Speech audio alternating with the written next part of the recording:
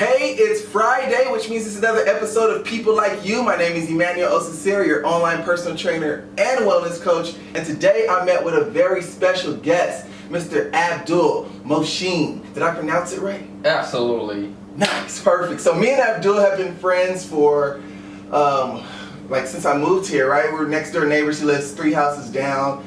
And just a good guy, very social guy. And another part of his life is the fitness aspect part of it. And so he's going to go ahead and share that. We'll talk about that, of course. But go ahead first, Abdul. Tell us a little bit of something about yourself. So basically, I'm your neighbor. I'm in the medical field, and being in the medical field, I have a knowledge of being fit and knowing the aspects of how to be fit. But with my scheduling, it's been hectic. So there's many aspects that I follow to maintain a good diet, maintain a good posture, maintain basically a good structure of myself. Nice, cool. So that's a good starting place. So take us into what your regular routine. No, scale back. I like to start. What made you want to start a regular workout routine? Because I know you work at one of the local gyms here, and you're pretty consistent with it. You may not do it as often as you like as far as work permits, because I know you work out of town. Right. But what got you into it to begin with?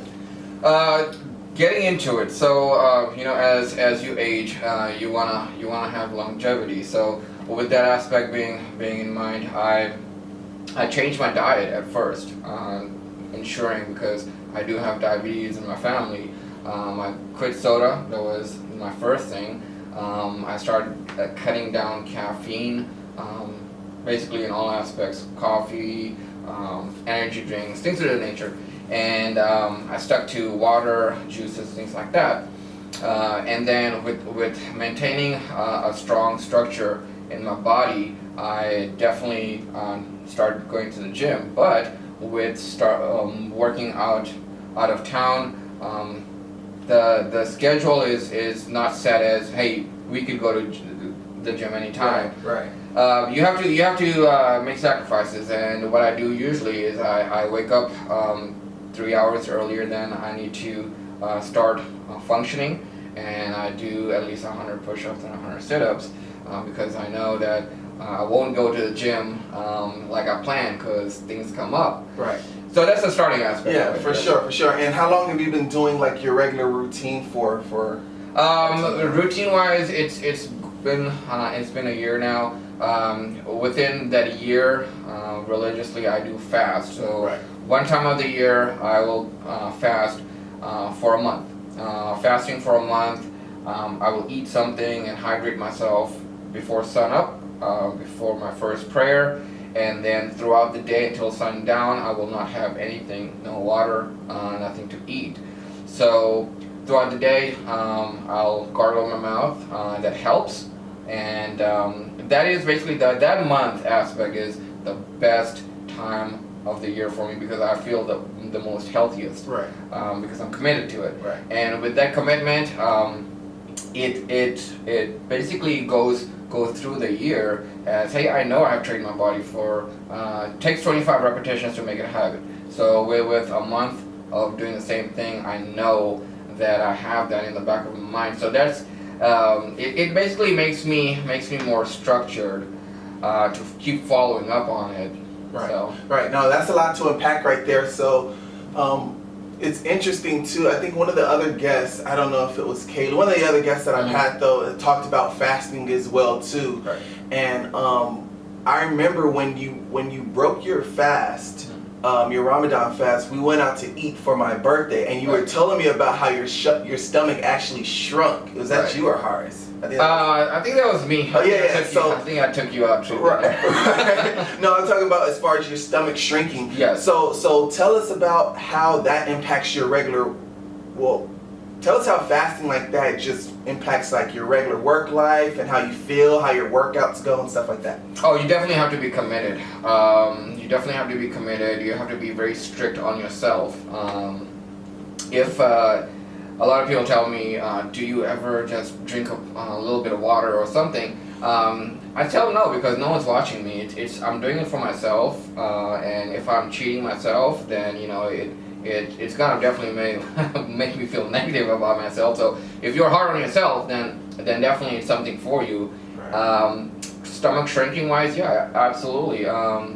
When you know that you have not had nothing throughout the day in your diet, and whenever you have the opportunity to eat something, you have to slow it down. You have to take if you're drinking liquids, slow intakes, because if you just go on a burst of going crazy and eating something, then you're just gonna feel miserable and you're gonna get a stomach ache, things like that. Right. So the stomach does shrink, so that is true. Right, for sure. So how did that time? How did you work out? Were you going to the gym at that time? Were you just doing your home body workout? It was home body, yes. Definitely because of the time frames, I kept it at home. I kept on push-ups. I kept my sit-ups going. I felt that if I did go to the gym, I didn't want to be the person that passes out. So I didn't do heavy. I did just kept it home body thing. Right. So and I think it was good for me because I didn't push myself to that extreme, right. knowing what my body is capable of, and not pushing myself too much in that. Because I don't want to be that guy. Yeah, for sure. So there, so I like that. Let's take it in this direction because it sounds like you're forming a habit, and yes. with habit and routine, and that's all I preach for the site is just building habits, small steps, consistency, and stuff like that. Right.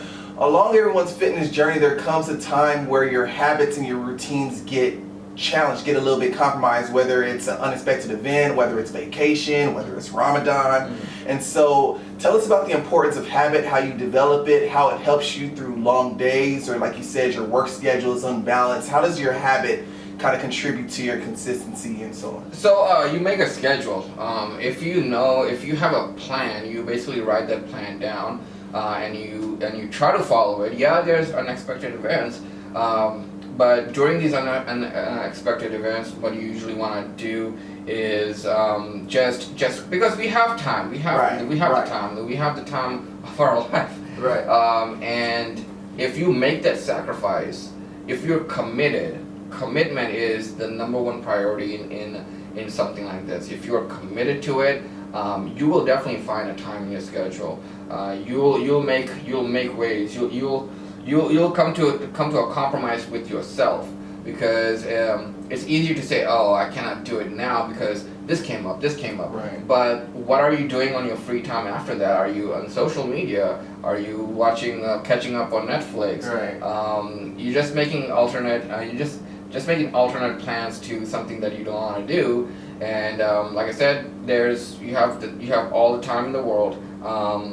Key focus is your body. Right. Like they say, body is your temple. No one else is gonna change it or do anything about it. It's only you. It's like making an investment on a car. If you buy a brand new car, you have made that investment. You obviously definitely want to keep up with the oil changes, things of that nature, to keep it going, because that's your baby. Yeah. And if you're not basically taking that notion to yourself in your daily life, then I mean you're already lost. So if you want to be that loser, then you're not gonna watching this right now, you should just turn it off, because if you're not taking those little challenges for yourself, then what are you doing? You're just here for the moment, taking space, and then you'll just go away. But longevity, like I said, is priority for yourself, because you have family, you have a structure in your life that you want to leave something behind, and you want to enjoy life to the maximum. And if you're doing these things to maintain,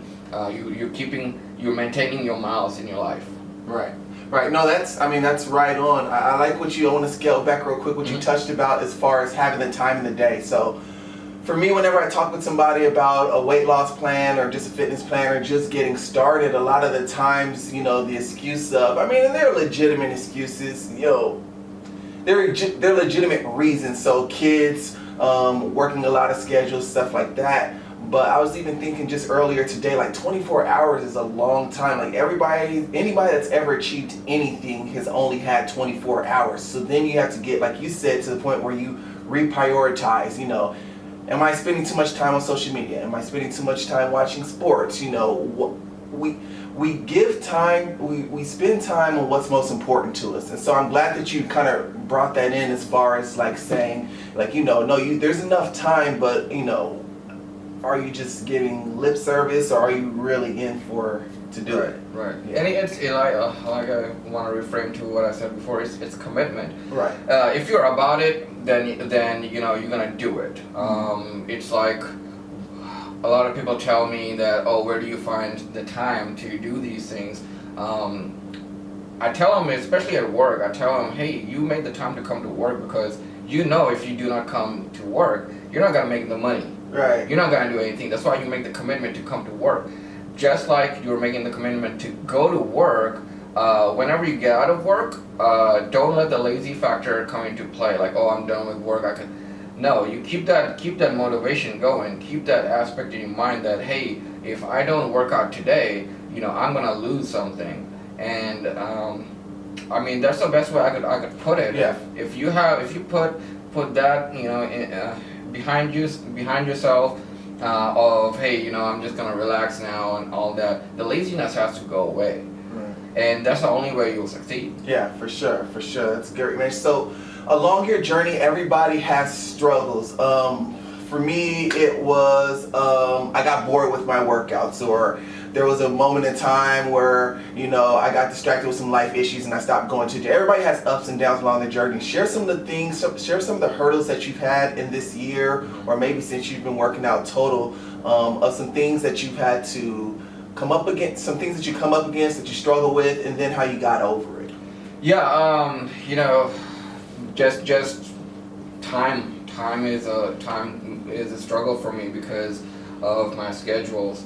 And at first, yeah, it was a little hectic, and I did come over it, did overcome it actually, in the sense of, you know, making that schedule, looking up, studying on how to have time management. And time management, I mean, if you have a struggle with time management, there's anything on Google you could just watch. People have videos about time management. Just look at that.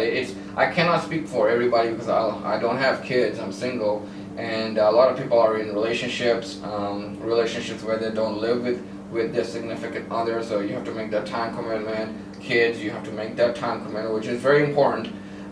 So I cannot relate to a lot of people, but for myself, I looked at time management. I looked at how my life revolves around time, and I basically wrote it down. And I wrote it down and I placed it on a wall, my bedroom wall, where every morning when I wake up, I look at it and I know what to do. Yeah.